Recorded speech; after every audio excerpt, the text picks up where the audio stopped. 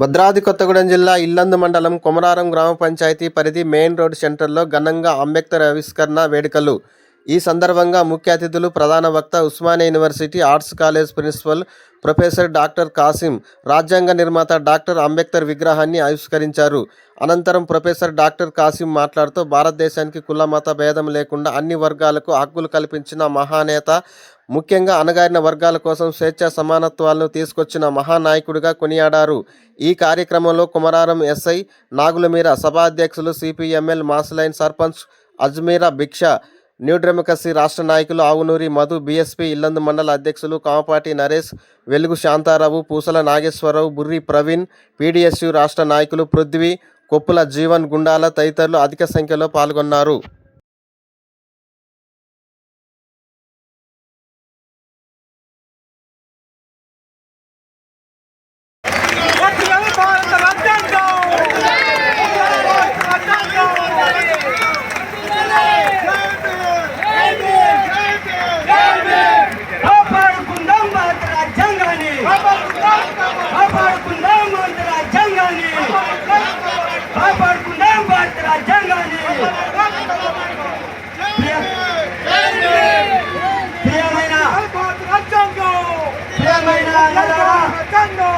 ఇక్కడ మనం బహిరంగ సభ ఏర్పాటు చేసుకోవడం జరిగింది.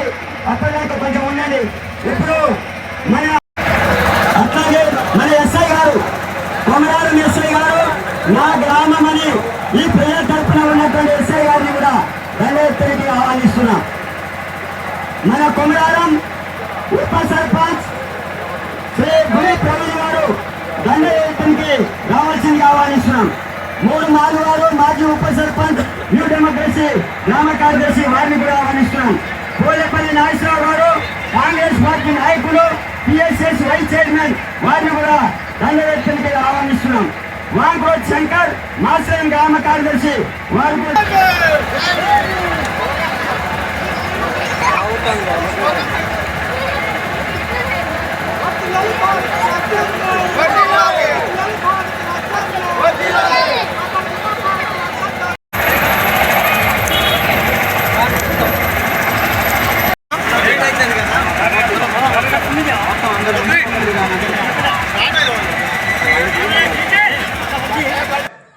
ఆనాడు ఆయన ఎదుర్కొన్నటువంటి పరిస్థితులు ఏవైతే ఉన్నాయో వాటన్నిటి నుంచి కూడా మార్పు రావాలి, వాటన్నిటిలోకి వెళ్ళి బయటపడాలి అంటే ఒకటే మార్గం, ఆయన ఎంచుకున్నటువంటి మార్గం. ఆ రోజు మనం అందరం అదే జ్ఞాపకం చేసుకోవాలి.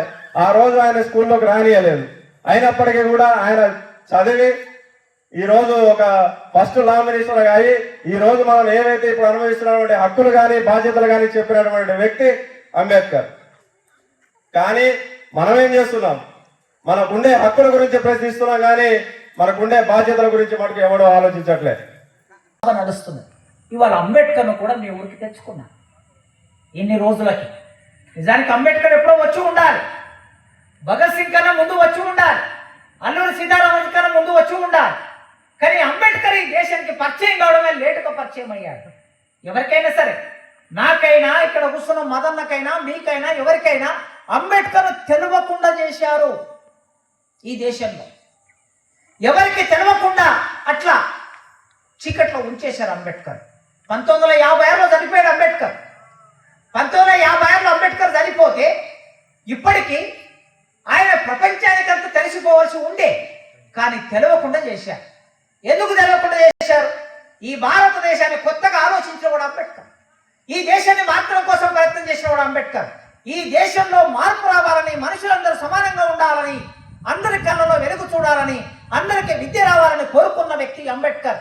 అట్లా కోరుకొని రాజ్యాంగం రాసిన వ్యక్తి అంబేద్కర్. కానీ ఆ రాజ్యాంగం రాశాడు, ఈ దేశానికి గొప్ప సంవిధానాన్ని అందించాడు. కానీ ఆయన పుట్టినటువంటి కులం వలన ఆయన గురించి చెప్పకుండా ఎక్కడో పెట్టేశాడు. అంబేద్కర్ గురించి ఇక్కడ ఉన్న వాళ్ళు చాలా మంది, నా వయసు వాళ్ళు, నాకన్నా కొద్దిగా పెద్దవాళ్ళు ఉండొచ్చు, మీరందరూ ఉన్నారు కదా, మీరు చదువుకున్న వాళ్ళు. మీరు ఎప్పుడైనా మీ పాఠ్య పుస్తకాల్లో అంబేద్కర్ గురించి చదువుకున్నారా? చదువుకోలేదు.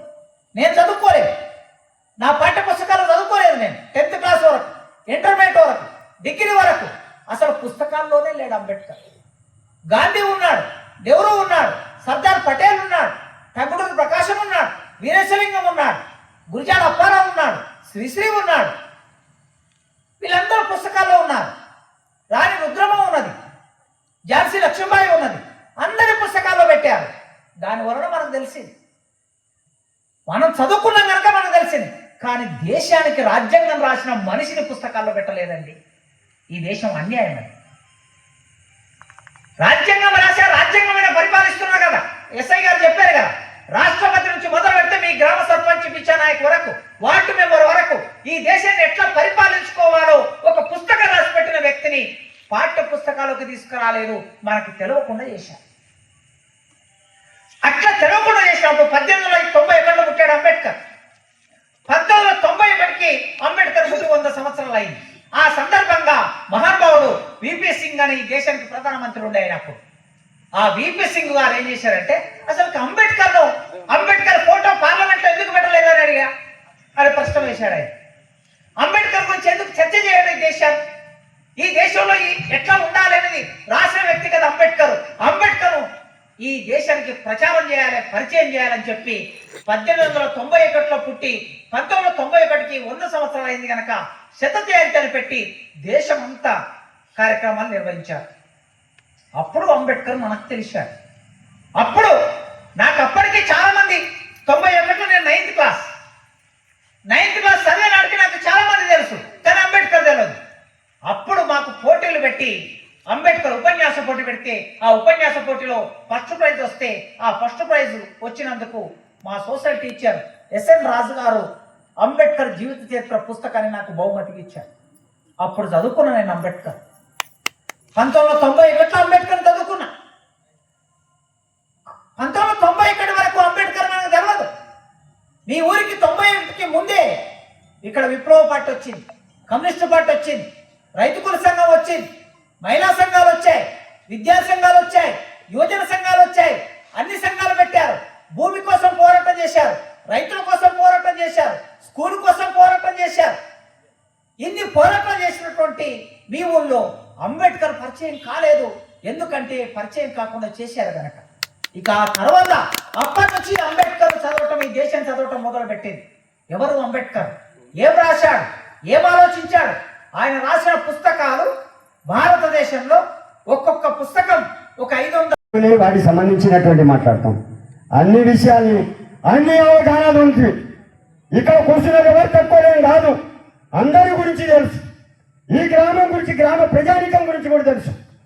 వారు కాబట్టే ఈ విధంగా వాళ్ళు వచ్చి మొత్తం కూడా కష్టపడి నైట్ 12 గంటల కనుక ఏ పని చేయనటువంటి వాళ్ళు ఇక్కడ కూర్చున్నటువంటి వాళ్ళందరూ కూడా వచ్చే కంకర్లు పోసినటువంటి ఉంది. పక్కన ఉన్నటువంటి వారు ఇబ్బంది పెడితే ఏం చేస్తా చేసుకోపో అని చెప్పేసి కూడా మాట్లాడారు.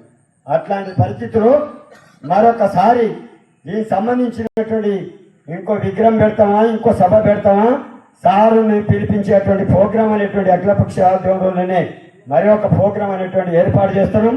దీనికి సంబంధించినటువంటి మీరు హాజరై ఈ సభను విజయవంతం విగ్రహ ఆవిష్కరణ కార్యక్రమాన్ని సభను విజయవంతం చేసినందుకు మరియు సారు మనం పెట్టినటువంటి డేట్కు వచ్చినందుకు వారికి మరొకసారి ధన్యవాదాలు చేస్తూ ఈ సభను విజయవంతం చేసినందుకు పేరు పేరున మీడియా మిత్రులకు, అన్నలకు, తమ్ముళ్లకు అందరికీ కూడా ధన్యవాదాలు తెలియజేస్తూ సెలవు తీసుకుంటున్నాను.